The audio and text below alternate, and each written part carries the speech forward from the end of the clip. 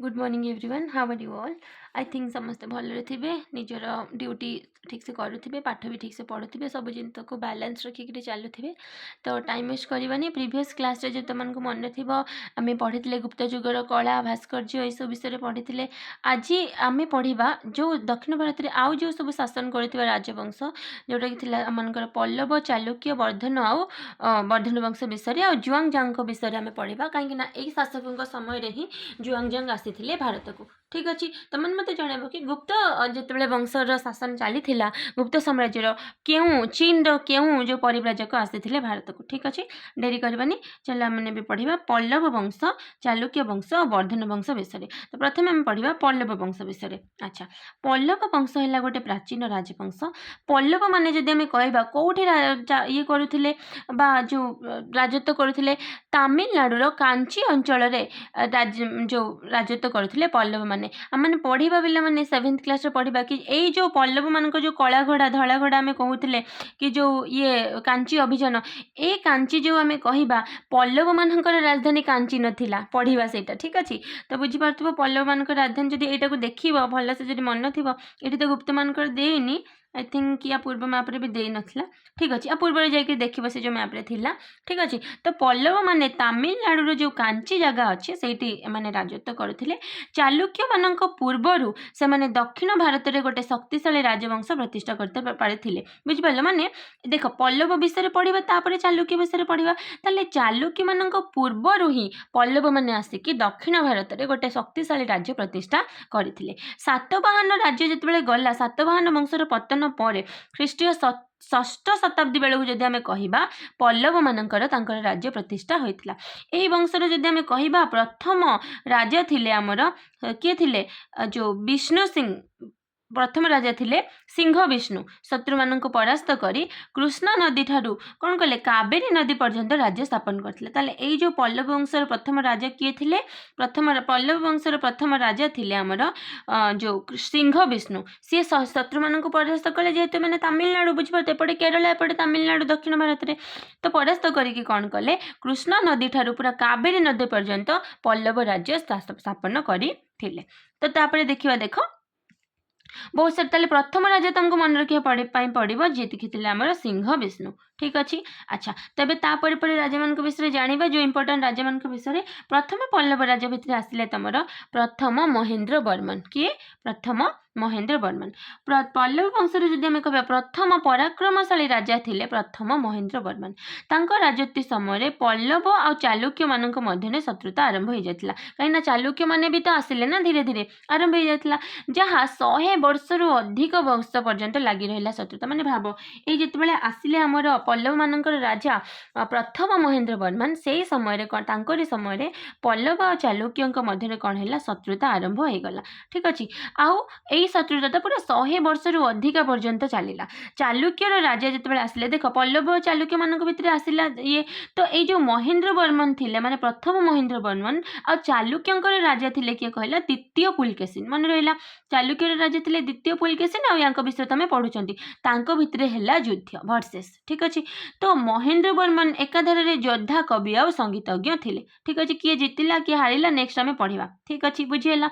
तो महेंद्र वर्मन कौ क्या सहित लड़ी चालुक्य राजा से द्वितीय पुलकेशिन। ठीक अच्छे आउ ए जो महेंद्र वर्मन थिले प्रथम महेंद्र वर्मन थिले से जड़े योद्धा थिले, जड़े कवि थिले आ जड़े संगीतज्ञ थिले। तापर चलन पढ़ा प्रथम नरसिंह वर्मन विषय। ठीक अच्छे अच्छा पल्लव वंशर जदि आम कह सर्वश्रेष्ठ राजा देख सब पराक्रमशील राजा जदि कह माने युद्ध कौशल सब पराक्रमी पावर थिले हेले प्रथम महेंद्र वर्मन, किंतु सबुठ भल राजा सर्वश्रेष्ठ राजा थिले आमर प्रथम नरसिंह वर्मन। मन रहा अच्छा तांको समय प्रथम नरसिंह वर्मन समय कौन है पल्लव मान राजनैतिक शक्ति सबुठ शीर्ष स्थान में पहुंचीला। से जो चालुक्य राजा थिले जो मन पका द्वितीय पुलकेशिन जहाँ जी महेंद्र वर्मन सहित युद्ध होता से जो प्रताप पर जी आसिले प्रथम नरसिंह वर्मन जी सबुठ श्रेष्ठ राजा थिले पल्लव मान भितर। तो सी कौन कले जो चालुक्य राजा द्वितीय पुलकेशिन को युद्ध हरई देले आ चालुक्यर जो राजधानी थिला कौन बातापी बातापी को अधिकार कले। मन रहा ताले चालुक्यर राजधानी कौन थिला बातापी। किए अधिकार कले जो पल्लव मानकर राजा प्रथम नरसिंह वर्मन। से जो प्रथम नरसिंह वर्मन को कौन कह जाए बातापी कोंडा। मन रहा बातापी कोंडा। बातापी कोंडा क्या कह जाए प्रथम नरसिंह वर्मन को कहीं कह जाए कहीं सी जो चालुक्य मानकर राजधानी बातापी को कौन करथिले अधिकार करथिले। कहा को अधिकार करथिले जो चालुक्य मानकर राजा द्वितीय पुलकेशिन को। क्लियर बुझीला तापर चलो। अच्छा जार अर्थ कौन बातापीर विजयी बुझिपाल। ताले बातापी किए बातापी थिला चालुक्यर राजधानी। क्लियर बुझीला। अच्छा पुलकेशिन युद्ध में परास्त हो मृत्युवरण करथिले। माने जो पल्लव जो चालुक्य मानकर राजा थिले पुलकेशिन द्वितीय पुलकेशिन जो पुलकेशिन माने किए द्वितीय पुलकेशिन ठीक अच्छे जेतेबेले युद्ध करके हारी गले सी मृत्युवरण भी करथिले। से मध्य चेरो और चोल मानक युद्ध में परास्त करथिले। अच्छा ताले बुझीला किए ए प्रथम नरसिंह वर्मन माने ये तो पल्लव मानक चालुक्य मानक हरे ही थिले ता छड़ा चेर मानक भी हरे थिले और चोल मानक भी हरे थिले। प्रथम नरसिंह वर्मन जदि कहिबा श्रीलंका विरुद्ध रे नौसेना पठाइथिले। माने श्रीलंका को हरेबा पई के कोन करथिले से नौसेना पठाइथिले किए हमर प्रथम नरसिंह वर्मन। लेकिन आउ एते देशे सफलता भी पाइथिले।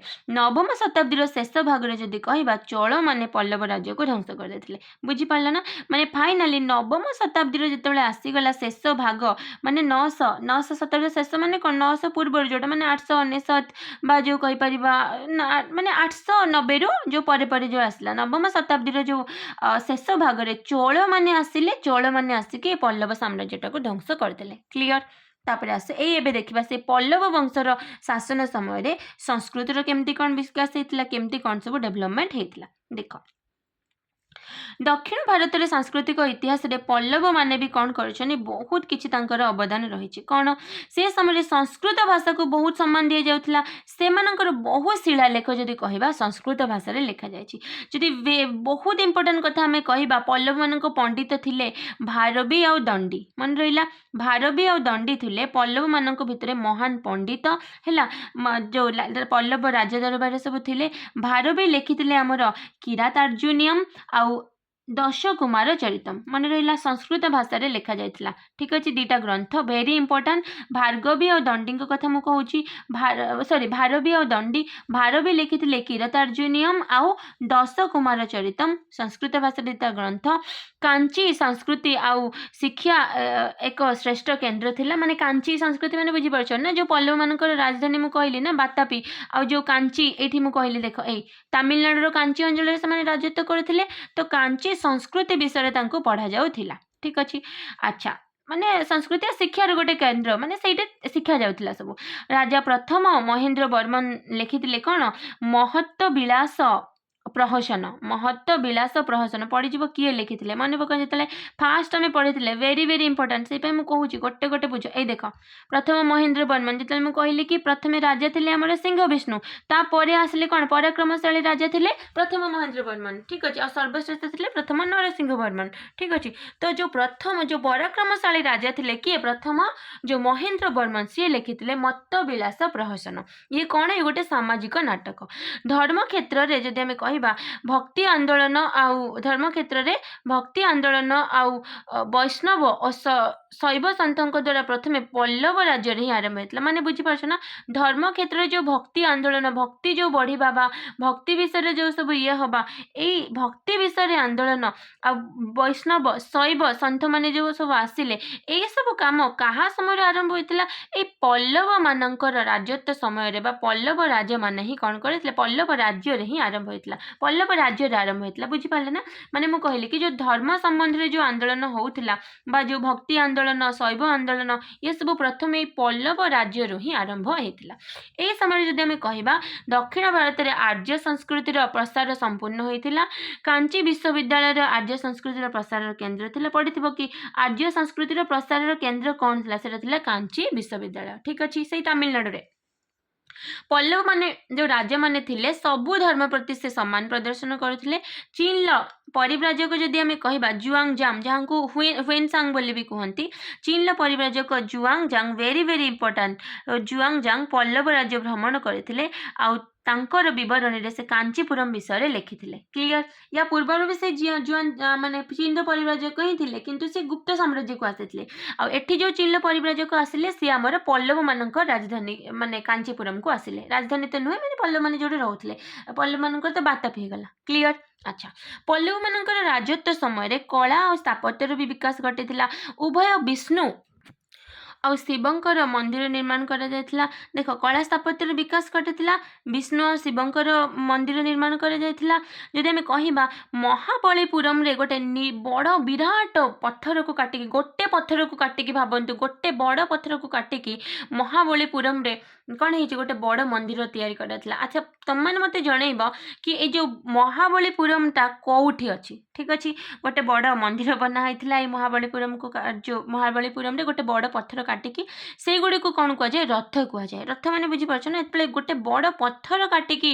गोटे बनाजीव मंदिर ताको आमे कहते रथ महाबलीपुरम रे जदि आमे कहिबा पांडव रथ समुद्र तट मंदिर पल्लव मंदिर मानक मध्य विख्यात यह छड़ा कांचीपुरम रे अच्छी आमर कैलाशनाथ मंदिर पल्लव मानकर बहुत इंपोर्टेंट करते क्लियर अच्छा तापरे चल चालुक्य वंश अच्छा चालुक्य वंश आम नेक्स्ट क्लास रे पढ़ा कहीं मुझे चाहूँगी कि बड़ करवानी गोटे गोटे गोटे गोटे भल से पढ़ा बुझा ठीक अच्छे ताले जदि आम कहवा आज आम पल्लव मान विषय पढ़िले पल्लव वंश जदि आम कहले कौन पढ़िले जस्ट खाली ब्रीफली आउ थे कहीदे से तमिलनाडु कांची अंचल रोते तो से चालुक्य मान पूर्वर जदि कहवा पल्लव मैंने आसी सातवाहन वंश जितेबले माने कौन परे परे ख्रीष्टीय षष्ठ शताब्दी शेष बेलू आसिले पल्लव मैंने राज्य प्रतिष्ठा करते प्रथम राजा थे सिंह विष्णु से सिंह विष्णु कौन करते शत्रु मान परास्त करके कृष्णा नदी ठारू कावेरी नदी पर्यंत राज्य स्थापन करते पल्लव वंश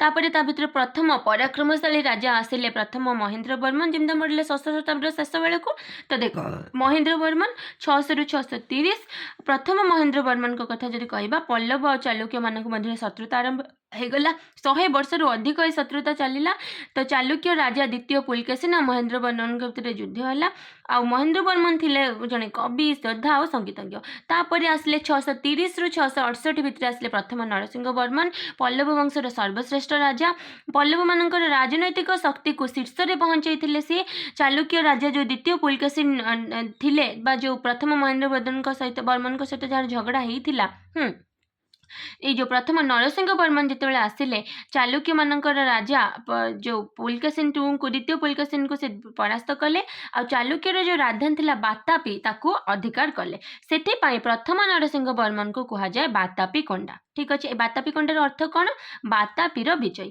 ठीक अच्छे आ पुलकेशिन द्वितीय पुलकेशिन युद्ध परास्त हो मृत्यु होता आउ जो प्रथम नरसिंह वर्मन थिले बातापी कोंडा से चोल और चेर मान भी परास्त करते नरसिंह वर्मन श्रीलंका विषय गोटे नौसेना पठे आ सफल भी होते आ नवम दशाब्दी शेष भाग में चोल मैंने किंतु कौन कले पल्लव राज्य को ध्वंस करदे तापर आम संस्कृत विषय पढ़िले तो बहुत शिलालेख थिला संस्कृत भाषा लिखा होता भारवी और दंडी थिले सबुठू माने महान पल्लव पंडित भारवी लिखिथिले से समय दुईटा संस्कृत ग्रंथ गोटे थिला किरातार्जुनियम आ गोटे थिला दश कुमार चरितम कांची संस्कृति और शिक्षा से समय कौन थिला गोटे संस्कृति और शिक्षा एक केन्द्र थिला कांची आउ प्रथम महेंद्र वर्मन बा जी सबुठ पराक्रमशाली थिले से मतविलास प्रहसन लिखिथिले सामाजिक नाटक आउ धर्म क्षेत्र में भक्ति आंदोलन वैष्णव और शैव सन्थ मान द्वारा प्रथम यह पल्लव राज्य आरंभ होता यह समय दक्षिण भारत में आर्य संस्कृतिर प्रचार संपूर्ण होता कांची विश्वविद्यालय आर्य संस्कृतिर प्रसार करथिला